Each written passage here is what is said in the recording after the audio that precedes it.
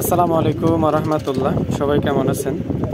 মিলন pigeon লফটের নতুন একটি ভিডিওতে আপনাদের সবাইকে জানাই স্বাগতম। যারা আমার চ্যানেলটি এখনও পর্যন্ত সাবস্ক্রাইব করেননি, দ্রুত আমার চ্যানেলটি সাবস্ক্রাইব করে ফেলুন। পরবর্তী ভিডিওর আপডেট পেতে বেল বাটনটি বাজিয়ে রাখুন। আমি বিগত 2 থেকে 3 দিন কবুতরগুলো ছাড়ি না, কারণ হলো আমাদের বাহিরে ধান নাট দেয়। ধান নাট দেওয়ার পরে এই কবুতর যে এরা হলো পায়খানা ফেরে, এই জন্য মেন যেটা দেখাতে যাচ্ছি, এখানে দেখেন আমার কবুতরগুলো আটকে রাখা। ওই যে বাহিরে কবুতর আসছে, ওই যে দেখেন ঢোকার জন্য কি চেষ্টা করতেছে। ওই একটা কবুতর, আর এইখানে আরেকটা আছে, ওই যে এই যে কবুতর দেখেন, এটা হলো লোটন কবুতর।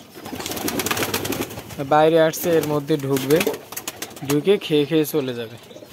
ওই দুইটা আসছে, এটা আমার না কিন্তু, ওটা অন্যের কবুতর। আবার আরও 2-3টা আসে, এর সাথে আরও 3টা আসে। দেখেন আমি বাইরে সাথে সাথে দেখেন কোথায় চলে যাই।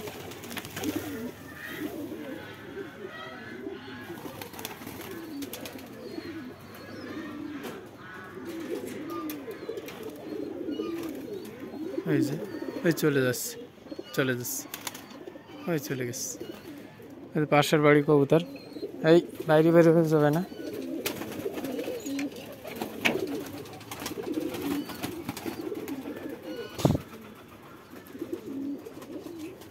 এই কবুতরটাও আমার বাসায় আসছিল, এই ধরে 2বার, আগে একবার বাচ্চা পাড়ছিল, বাচ্চা উঠেছিল, ডিম পাড়ছিল, বাচ্চা উঠেছিল। আর এই দ্বিতীয়বার আবার ডিমে যাচ্ছে, ডিম পারবে খুব শিগগিরই। ও বাইরে এসে ধান খাচ্ছে, ধান খুঁটে খুঁটে খাচ্ছে। ধান নেট দিচ্ছিল, এখানে ধান দেওয়া আছে, সব সিটে সিটে চারিপাশে আছে, খুঁটে খুঁটে খাচ্ছে আর কি।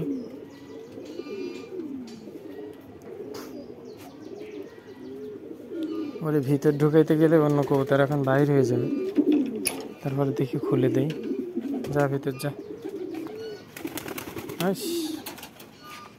এর উপরে উঠে গেছে। এর ঢুকাইতে হলে কিন্তু আরেক বিপদ।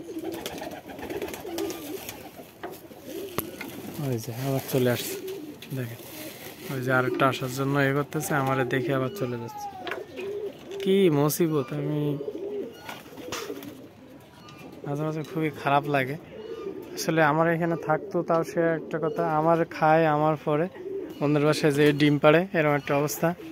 ওই দেখেন মাদিটা আসার জন্য এ করতেছে, আবার হাসি।